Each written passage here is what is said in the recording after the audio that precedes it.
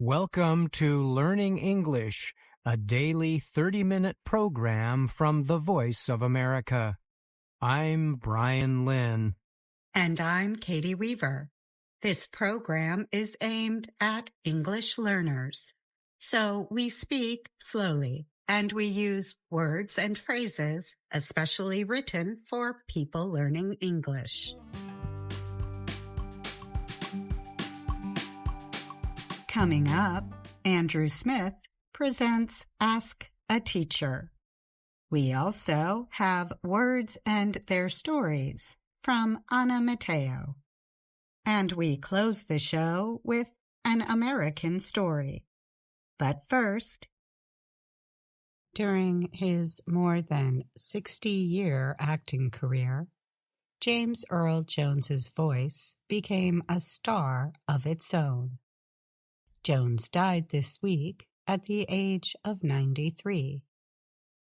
One of Jones's career decisions continues to be an issue of debate. His permission to let artificial intelligence, AI, reproduce his performances as Darth Vader for new projects. Skywalker Sound and Ukrainian software company Respeecher used AI to recreate Jones's Darth Vader for the 2022 show Obi-Wan Kenobi. The show appears on the streaming service Disney+. The voice of actor Mark Hamill was also de-aged using Respeecher.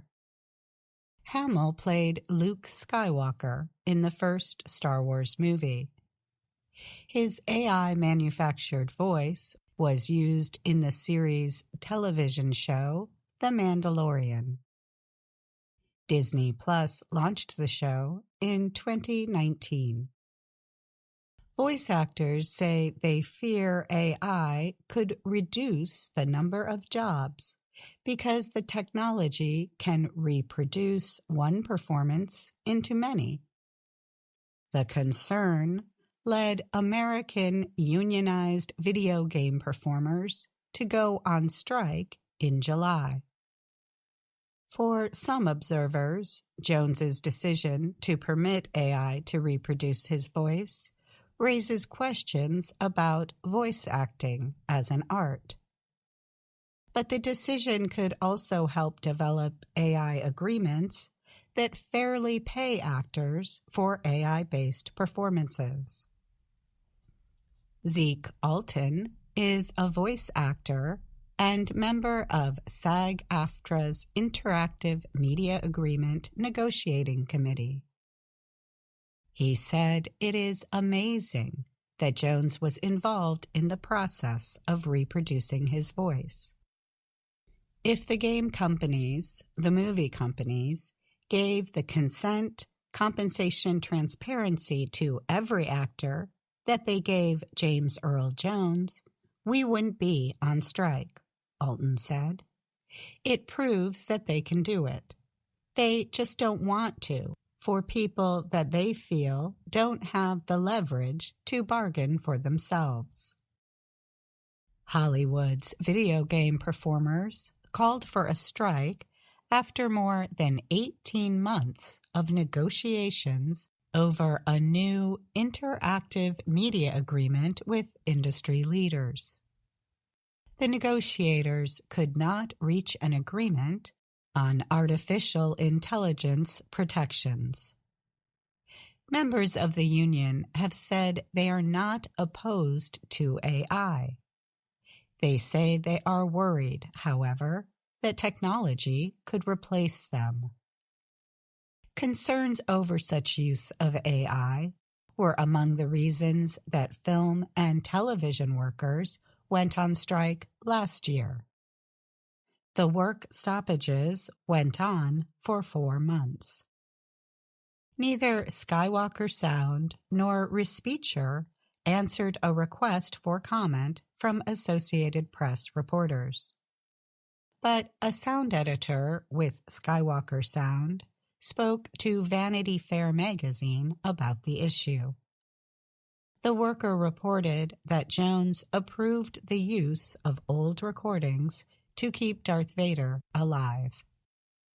The worker added that Jones guided the new performances.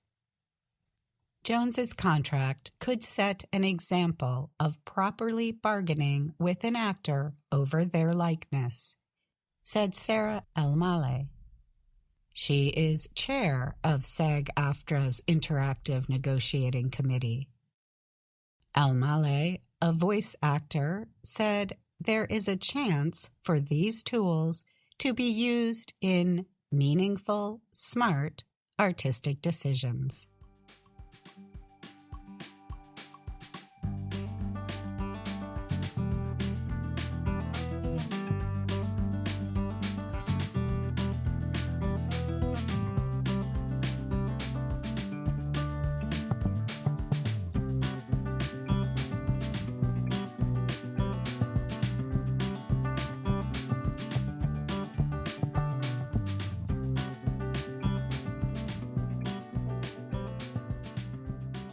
Hello.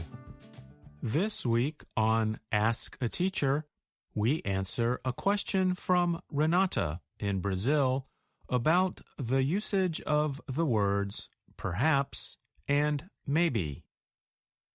Dear teacher, I'm trying to learn English, but from now I have a question about what's the difference between perhaps and maybe. Thank you for writing to us, Renata. I'm happy to answer this question. The two words mean the same thing. We use them to express the idea that we are guessing or unsure about something. However, there are some differences in how we use the two words. Language researchers use the corpus of contemporary American English to study the usage of words. They have found that speakers of American English use maybe more than twice as often as the word perhaps. The corpus contains over 1 billion words collected from American print, video, and audio media. Here is an example of the use of maybe. Are you going to the beach this weekend? Maybe, but I need to check the weather first. In this situation, if a speaker used the word perhaps instead of maybe, it might sound too formal or serious in American English. However, in written English, we often use the word perhaps instead of maybe. You can find many examples of both of these words in stories on our website at learningenglish.voanews.com. In writing, we can use commas to place the word perhaps between phrases or clauses in a sentence. Consider this example. It is easy, perhaps, to train a young dog to obey its owner, but training an older dog might not be so easy. Note that if we put the word maybe in place of perhaps in this writing example, it might not seem like good writing to a native speaker. Sometimes a writer will choose to use the word maybe instead of perhaps to communicate a particular feeling. Consider the following example. Government officials say the new trade deal will help the economies of both countries. Maybe. Such predictions have often been wrong in the past. Here, by using the word maybe, the writer communicates more strongly a feeling that the government officials might be wrong. Finally, be careful not to confuse the adverb maybe with the verb phrase may be. You can learn more about this by reading the Ask a Teacher program called Maybe and Maybe Are Driving Me Crazy. For our readers and listeners, do you have a question about American English? Perhaps you would like to know how American English has changed over the years. Or maybe you just need to know how to use particular words. Whatever your question may be, send us an email at learningenglish@voanews.com. And that's Ask a Teacher. I'm Andrew Smith. VOA Learning English has launched a new program for children. It is called Let's Learn English with Anna. The new course aims to teach children American English through asking and answering questions and experiencing fun situations. For more information, visit our website, learningenglish.voanews.com.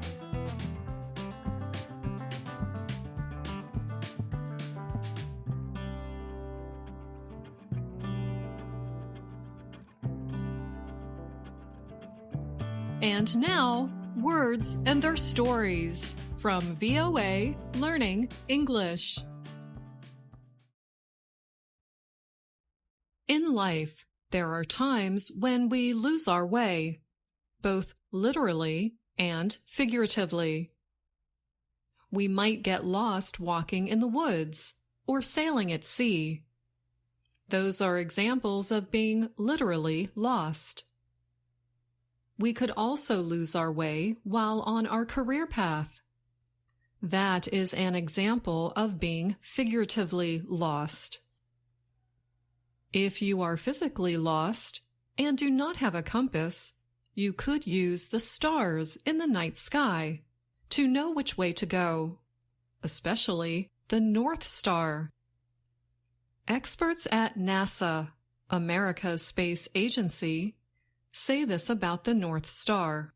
If you're in the Northern Hemisphere, it can help you orient yourself and find your way, as it's located in the direction of true north, or geographic north, as opposed to magnetic north.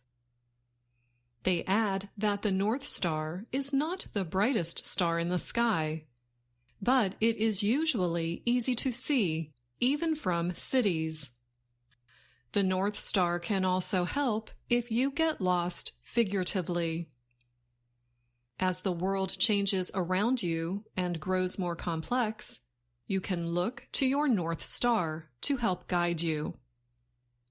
Your North Star can help keep you focused and on track. It reminds you of what is important. Some people may say their North Star is their guiding light. It is something very important to them, and it keeps them on the right path. Your North Star can also be your personal mission statement. It can include your principles and guiding beliefs. Your North Star can give your life meaning and direction. For some people, their North Star may be a religion. For others, it might be a purpose, like teaching people to read. Or a North Star can be a mix of important things. A similar term for North Star is your moral compass. Like the North Star, a moral compass points you in the right direction. There is another term that is linked to the North Star. A lodestar is also a star which is used to find one's way. And it can also mean a person who serves as an inspiration, model, or guide. The Merriam-Webster Online Dictionary explains that both meanings of lodestar date back to the 1300s. The English poet Geoffrey Chaucer used both meanings of the word in his poems. However, by the 1600s, the literal meaning fell out of common use. Today, we still use lodestar in a figurative way, meaning something or someone who guides us. During a difficult or important time, many things can act as your North Star or lodestar. For example, when a woman went through a difficult divorce, her close friend was her lodestar and helped her through it. Another example might be when a music teacher and musician moved to a new city. He did not know anyone. He felt lost and alone. So music was his North Star. It kept him busy, provided him with employment, and later led to great friendships with other musicians. And that's all the time we have for this Words and Their Stories. Until next time, I'm Anna Mateo.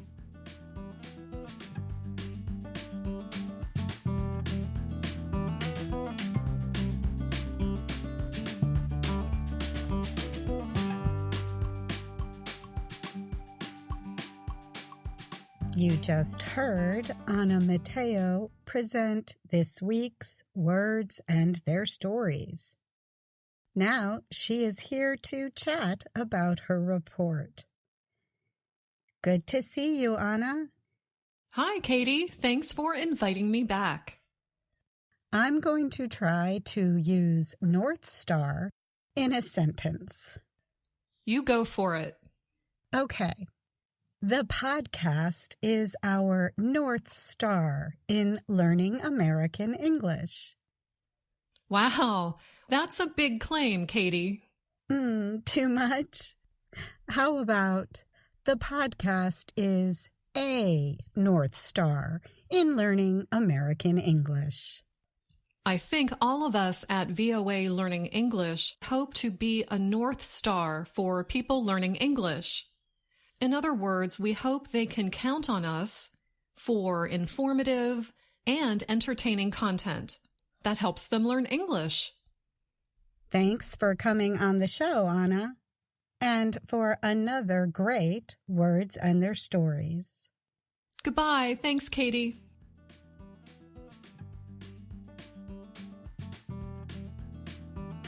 The Murders in the Rue Morgue by Edgar Allan Poe. Part 5.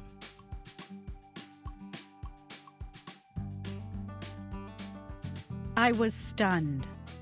Auguste Dupin, my friend with the extraordinarily sharp mind and observational powers, still had surprises for me. He had uncovered so much about the horrifying Rue Morgue murders that it seemed there was more understanding than mystery left. But still, the major question remained. Who? Dupin had invited someone to our home. Someone he believed knew the answer to that question. As we awaited his arrival, my friend began to put together other pieces of evidence from the crime. We add for our consideration the condition of the room. So we have a strength more than human, a wildness less than human, a murder without reason, horror beyond human understanding, and, finally, a voice without a recognizable language. A cold feeling went up and down my back. A madman, Dupin. Someone who has lost his mind. Only a madman could have done these murders. Dupin smiled a little. Ah, but madmen come from one country or another, don't they? Their cries may be terrible, but they are made of words, and some of the words can be understood. Let me help with one more clue. Look at this hair. I took it from the fingers of the old woman. Is this the hair of a madman? Dupin handed me the evidence. I could not believe what I was looking at, or the feel of it in my hands. Dupin, what is this? This hair is not from a human at all. I described it only as hair. But also, look at this picture. It is a picture of the marks on the daughter's neck. The doctor said these marks were made by fingers. Let me spread the paper on the table before us. Try to put your fingers all at the same time on the picture so that your hand and its fingers will fit the picture of the marks on the daughter's neck. The marks left by the killer's hands were enormous. My fingers seemed like twigs in comparison. Dupin, these marks were made by no human hand. No, they were not. I am guessing they are from the hand of an orangutan. The size, strength, and wildness of these apes is well known. And the hair and strange sounds would complete the solution of killer animal as well. Yet I still do not understand the second voice. We know it was a French-speaking man. His only words were, Mon Dieu. Who spoke, Dupin? Upon those two words I have placed my hopes of finding a full solution to the crime. The "my God" was an expression of horror. It seems improbable that the speaker of those words helped the orangutan. Could he instead be its owner? Maybe the animal escaped from him and he followed it to the house on the Rue Morgue. I assume that the man would not have been able to recapture it. Is that who we are waiting for now, Dupin? The Frenchman? How did you reach him? My friend smiled when he answered. I put an ad in the newspaper. Read it yourself. I took the newspaper. Caught early in the morning of the 7th of this month, a very large orangutan. The owner, who is known to be a sailor, may have the animal again if he can prove it is his. But, Dupin, how can you know that the man is a sailor? I do not know it. I simply suspect. A sailor could go up that pole on the side of the house. Sailors travel to faraway lands where one might find an orangutan. And it would be valuable. The sailor would want it back, so... Finally, Dupin, we learn the whole truth. Come in, my friend. Come in. Slowly, the door opened, and there, before us, stood a sailor. He spoke in French. Bonsoir. Good evening to you too, my friend. I suppose you have come to ask about the orangutan. Yes. Is it here? No. We have no place for it here. If you can prove it is yours. But of course I can. A shame. I wish I could keep it. It is very valuable, I guess. Well, I want it back, of course. I will pay you for your trouble to find it and keep it. What is your price? Well, that is very fair indeed, but it is not money I want, sir. My price is truth. Tell me everything you know about the murders in the Rue Morgue. The sailor's face reddened deeply. He jumped to his feet. For a moment he stood and stared. But then he fell back into his chair, trembling. His face grew pale, his eyes closed, and he said not a word. Dupin then spoke, softly. My friend, you must not be afraid. We are not going to hurt you. I know very well that you yourself are not the killer. But it is true that you know something about him, or about it. You've done nothing wrong. You didn't even take any of the money. You have no reason to be afraid to talk and to tell the truth. It is a matter of honor for you to tell all you know. So help me God. I'll tell you all I know. About a year ago, our ship sailed to the Far East, to the island of Borneo. The forest there, the jungle, was thick with trees and other plants, and hot and wet and dark. My friend and I wanted to explore the strange place, so we did. There we saw the orangutan and caught it, and it returned with us to the ship. My friend died on the passage home, so the animal became mine alone. I was keeping it in a cage in my house, here in Paris. I planned to sell it very soon. One night, I came home, and it was loose. It had got free, I don't know how. It held a knife in its hands. It did not know of its dangers, of course. It was playing with it. As soon as the animal saw me, it jumped up and ran from the house. I followed. It ran several blocks and turned a corner. When I made the same turn, the animal was out of sight. I looked far down the street and saw nothing. Then I heard a noise above me. There was the beast, climbing a pole up the side of a house.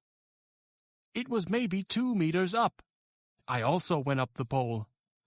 As I am a sailor, it was easy for me. When the animal was close to the top, I saw him jump through an open window. I got to the same place, but could not make the jump. I could see into the room, however, through another window, which was closed. The 2 women were sitting there, looking at papers from a box on the floor. The animal, knife still in hand, made a noise, and the old woman turned. That is when I heard the first of those terrible cries. I watched with horror as the animal attacked. Soon the 2 were dead, and the room was a disaster. The orangutan then pushed the young woman's body up the chimney. It picked up the other victim then, and moved toward the window. I realized what was coming, and I fled. Down the pipe I scrambled. At the bottom, I heard the old woman's body hit the ground. I ran. I didn't look back. I ran. Oh, mon Dieu, mon Dieu. The police in Paris could not charge the sailor. His only wrongdoing was silence, which is not a criminal offense, the police chief said. However, the official did have a problem with Dupin. He was angry that Dupin, and not a member of his force, had solved the mystery. He said people should mind their own business. Let him complain. He'll feel better for it, and maybe learn something. Perhaps he will never again say "not possible" about that which, somehow, must be possible.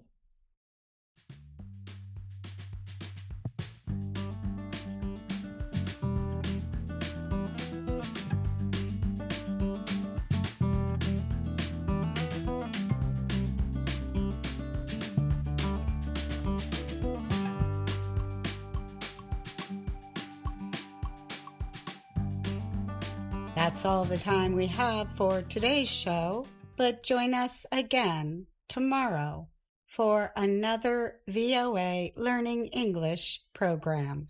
Thanks for listening. I'm Katie Weaver. And I'm Brian Lynn.